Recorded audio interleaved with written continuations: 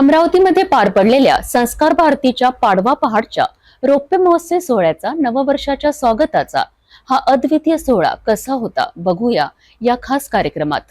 गुढीपाडव्याच्या मंगलमय सकाळी व्यंकटेश लॉन मध्ये पारंपरिक शंखनादाच्या गजरात अमरावतीकरांनी नवीन वर्षाचे स्वागत केले। संस्कार भारतीच्या पाडवा पहाट सोहळ्याने यंदा 25 वर्षांचा सोनेरी प्रवास साजरा केला।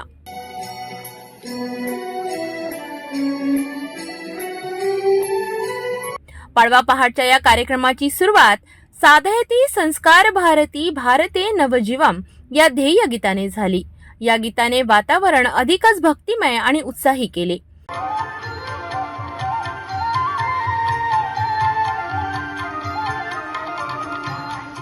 पुढील 2.5 तास रंगलेल्या या सोहळ्यात लोकगीते, नृत्य प्रस्तुती, नाट्य प्रवेश आणि प्रसंगांनी रसिक प्रेक्षकांना मंत्रमुग्ध केले।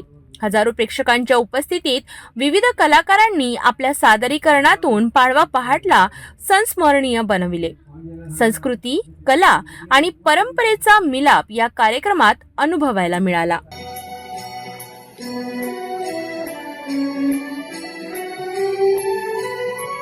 अमरावतीच्या संस्कृतीप्रेमी जनतेसाठी संस्कार भारतीची पाडवा पहाट म्हणजेच नववर्षाच्या स्वागताची एक सुंदर परंपरा।